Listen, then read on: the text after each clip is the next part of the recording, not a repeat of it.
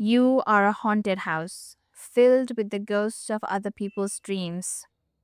Your clothes, your ambitions, the way you speak when you want to be admired, none of it originated in you. You were shown what to want, and you wanted it. The philosopher René Girard spent his life studying a single uncomfortable idea that human beings do not know what to want. Hunger and thirst are biological, but desire, the kind that keeps you awake at night, is social. We don't look at an object and want it.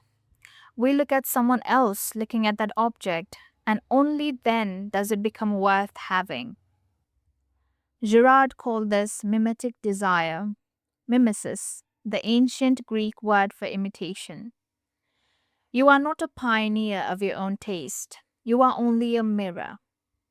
And in a world of 8 billion mirrors, the original has long since vanished.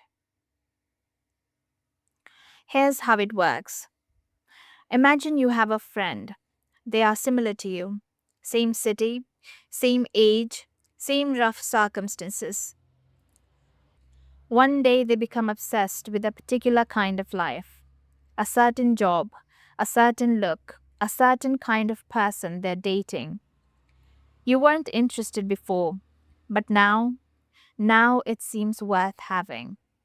That is the triangle. There is you, there is the object, and there is the model, the person who showed you that the object was worth wanting in the first place. For most of human history, our models were distant. Kings, saints, film stars, they were untouchable. We could admire them without competing with them. But the model is no longer on a pedestal. The model is in your phone. They live in your city. They move in your circles. And the moment the model becomes your equal, admiration quietly becomes rivalry.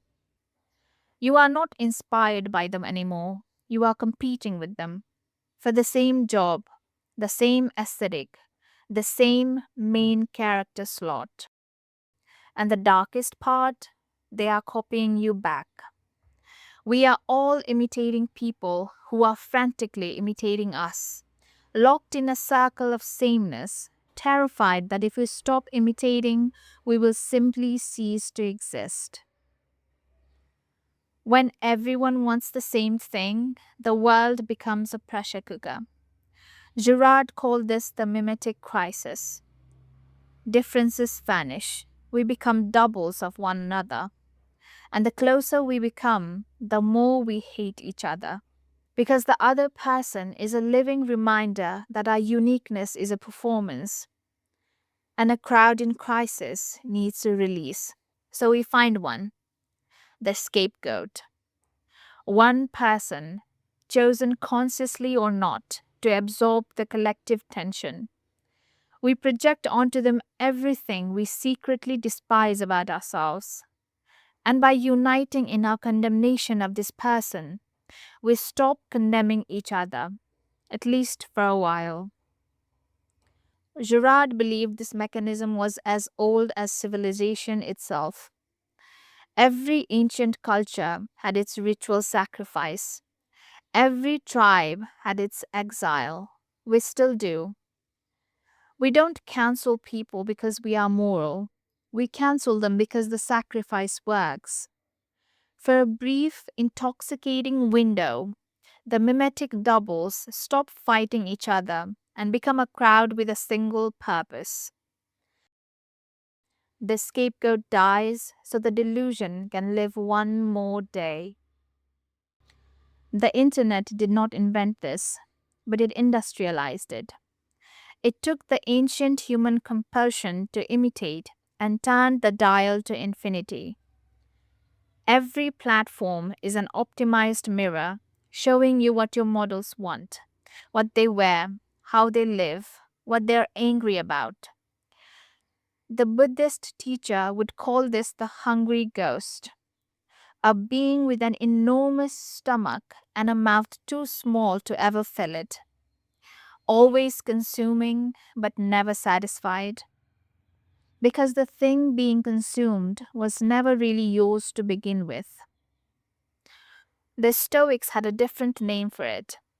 They called it living according to opinion rather than nature, shaping your entire existence around the reflected gaze of others rather than the quiet voice of reason within. Both traditions pointed to the same exit, but neither said it would be easy. Girard tells us that to understand mimetic desire is to realize that almost everything you think you want has been borrowed, assembled from the reflected desires of people who were themselves assembling from others. You are, in a very real sense, a haunted house, filled with the ghosts of other people's dreams dressed in your clothes. The way out is not to want more authentically, it's to become suspicious of desire itself.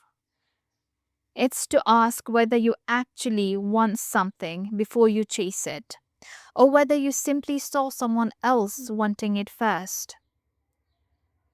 Girard, in his later work, believed that the only true escape from the mimetic trap was something like grace, a complete reorientation away from the crowd and towards something that cannot be competed for. Whether you find that in faith, in philosophy, or simply in the radical act of sitting quietly with a life that has no aesthetic value whatsoever, the principle is the same. Stop performing, stop imitating. Become so genuinely still that the madness of the crowd finds nothing in you to imitate. This question has stayed with me. If your desires were stripped away today, the ones you've borrowed, the ones you've performed, the ones you've chased because someone else was chasing them, what would be left? Honestly, I'm still not sure.